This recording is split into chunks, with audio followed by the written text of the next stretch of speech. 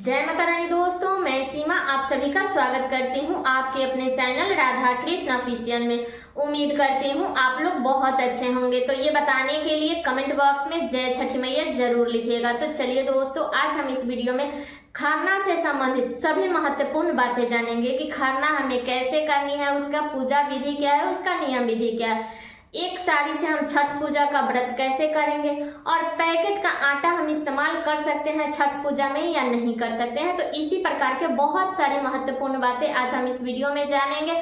तो आप लोग वीडियो के लास्ट तक बने रहिएगा, आप लोगों को छठ पूजा के खरना से संबंधित संपूर्ण जानकारी मिलेगी। तो सबसे पहले बता दूं दोस्तों कि छठ पूजा का महापर्व साल 2024 में 5 नवंबर से शुरू हो रहा है और 8 नवंबर को समाप्त हो जा रहा है। तो ये जो छठ का जो व्रत होता है ना, वो 4 दिवसीय होता है, पूरे 36 घंटा का ये व्रत होता है। तो बता दूं कि साल 2024 में 5 नवंबर को छठ पूजा के नहाए खाए हैं। तो इस दिन अच्छे से बाल धो करके स्नान करके और लौकी के सब्जी, चने की दाल और अरवा चावल, बहुत सारे लोग रोटी भी खाते हैं लेकिन चावल खाने का नियम है, अरवा चावल, दही, अगर आपके यहाँ पकौड़ी बनता है तो वो सब आप लोग खा करके शुद्ध सात्विक भोजन कीजिएगा, ठीक है। और बता दूं कि बहुत सारे लोगों के यहाँ का नियम होता है ना कि नहाए खाए के दिन एक ही टाइम भोजन किया जाता है, चाहे वो आप 10 बजे करें 11 बजे करें, एक ही टाइम किया जाता है। लेकिन बहुत सारे जगहों का ये नियम नहीं है, नहाए खाए के दिन लोग जितना बार चाहे उतना बार अपना भोजन करते हैं। तो देख लीजिएगा कि आपके यहाँ कितना बार भोजन किया जाता है, ठीक है। इसके बाद अगले दिन 6 नवंबर को खरना है। तो खरना के दिन सारे दिन निर्जल और निराहार व्रत रखना है। इसके बाद शाम के समय में हमें आम के दातुन से, नीम के दातुन से या अमरूद के दातुन से, इसी फल के दातुन से हमें मुख धोना चाहिए। तो मुंह धो लीजिएगा। इसके बाद में आप लोग स्नान कर लीजिएगा। स्नान करने के बाद आप इसके बाद में कोरा साड़ी उस दिन पहना जाता है, क्योंकि वही छोटी छठ होता है। तो उस दिन हमें कोरा साड़ी ही पहनना चाहिए। तो साड़ी पहन लीजिएगा। इसके बाद में सूर्य भगवान को जल दे दीजिएगा। आप अपने घर में पूजा कर लीजिएगा। इसके बाद में जो भी बर्ती है ना, तो बर्ती अपना खाना खुद बनाती है। तो इस दिन गुड़ का खीर और रोटी बनता है, तो रोटी में घी लगा करके लोग खाते हैं। तो बर्ती अपना जब खाना बना लेगी तो इसमें तो सहना बहुत ज़्यादा पड़ता है। तो जब वो अपने खाने लायक बना लेगी, इसके बाद में घर में जो भी मतलब हेल्प करने वाला है वो आगे का खाना अपना बना लेगा, ठीक है। क्योंकि इसमें शरीर थोड़ा साथ नहीं देता है, बहुत ज़्यादा इसमें सहना पड़ता है और हर कोई, इतना ये कठिन व्रत होता है ना कि हर कोई नहीं कर पाता है और इसका नियम भी बहुत अधिक होता है। इसलिए अगर आपके आसपास में कोई कर रहा है तो आप लोग जरूर उसका मदद कर दीजिएगा, ठीक है।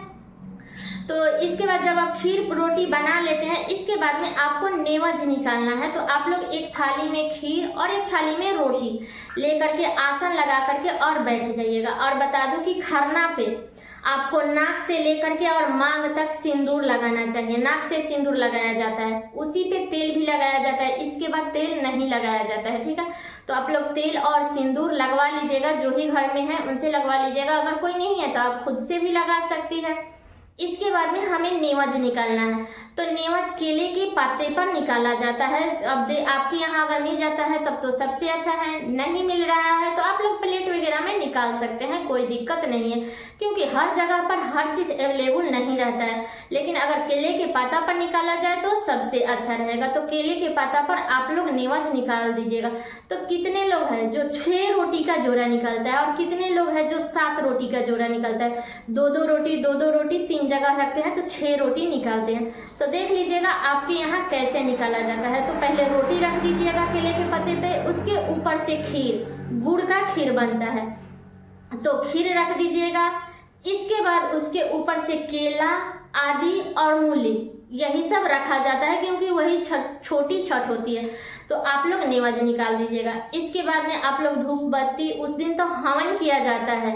तो आप लोग पहले से ही आम की लकड़ी का आगी जमा करके, इसके बाद वहीं पे पूरा फैमिली हवन करता है। और जो भी व्रती है ना, वो साक्षात छठ मैया का रूप होती है, इसलिए उस दिन उनको प्रणाम आप लोगों को जरूर करनी चाहिए।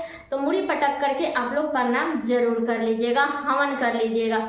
और जो भी व्रती है जब वो अपना मुख में डाल लेगी खीर और रोटी, तो जिसके घर भी नहीं हो रहा है छठ पूजा, उनके घर आप लोग प्रसाद जरूर दे दीजिएगा। नहीं तो आप लोग उनको बुला करके जरूर खिला दीजिएगा, क्योंकि छठ पूजा का प्रसाद जो होता है ना, जिनके घर में नहीं होता है उनके अंदर में बहुत सारा लालसा लगा रहता है कि कहीं से छठ पूजा का प्रसाद मिलता कि हम खाते।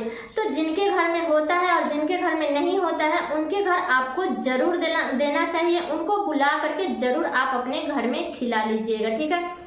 तो ये सब हो गया। और बता दो कि जो लोग भी छठ पूजा का व्रत कर रहे हैं ना, उनका कभी भी आप लोग अपमान मत कीजिएगा। अगर वो कुछ बोल भी रही है ना तो आप लोग चुपचाप सुन लीजिएगा, उनको जवाब मत दीजिएगा, क्योंकि अगर वो गुस्सा में अगर कुछ बोल देती है ना तो बुरा हो जाता है, तो फिर मतलब कि अच्छा नहीं होता है। इसलिए ज़्यादातर कोशिश करें कि उनके मुख से हमारे लिए कुछ अच्छा शब्द निकले, कुछ बुरा शब्द ना निकले।